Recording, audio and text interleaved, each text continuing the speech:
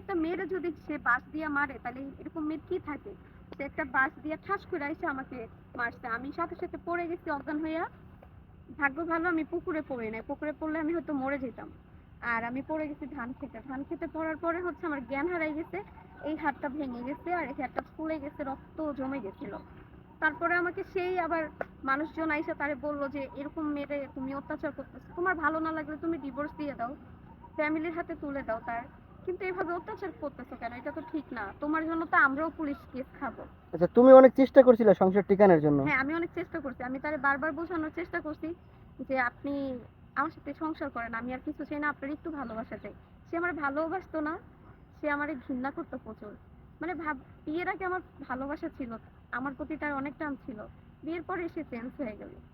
আচ্ছা, শুধু টাকার লোভই না অন্য কোনো টাকার লোভ সমস্যা? ছিল আর সে নেশা করতো। তারপরে ওই যে যেসব মেয়েরা হচ্ছে নাইট ক্লাবে ডান্স করে না, এসব মেয়েদের সাথে তার রিলেশন ছিল। আমি আবার শুনতে পারছি বিয়ের পরে যে তার নাকি আমার বিয়ের হওয়ার আগে তার অন্য একটা মেয়ের সাথে বিয়ে হয়েছিল, ডান্স ক্লাবের মেয়েদের সাথে। তো এইসব মেয়েদের সাথে সে ইয়াবা টিয়াবা এগুলা সেবন করতো, তারে খাওয়াইতো, ওইসব মেয়েরা খাওয়াইতে পারতো।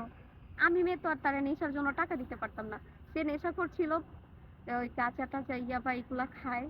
তারপরে হচ্ছে এগুলা যারা দিতে পারে তারাই হচ্ছে তার কাছে ভালো। তার মা নিজে তারে হচ্ছে নেশার জন্য টাকা তুলে দেয় হাতে। এই জন্য তার মাই হচ্ছে তার কাছে ফেরেস্তা আর আমি আমি হচ্ছি খারাপ, জঘন্য আমি তার কাছে। এই জন্যই সে আমার সাথে এত এত অত্যাচার করতো। তারপরে আমি সহ্য করতে না পেরে ভাই চলে আসছি। তবে হ্যাঁ, এখানে আরেকটা কথা আছে, আমি কিন্তু পুলিশের আশ্রয় নিয়ে আসতে হয়েছে, তারা আমাকে এত এত অত্যাচার করতো।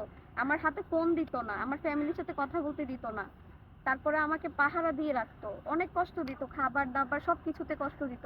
তারা এমন চাইছে যে আমি যেন তিলে তিলে মারা যাই, যেন আমাকে আমার ফ্যামিলিও খোঁজ না পায়। এরকম কিছু হয়তো চাইছিল, আমার সাথে সংসার করতে চাইছিল না।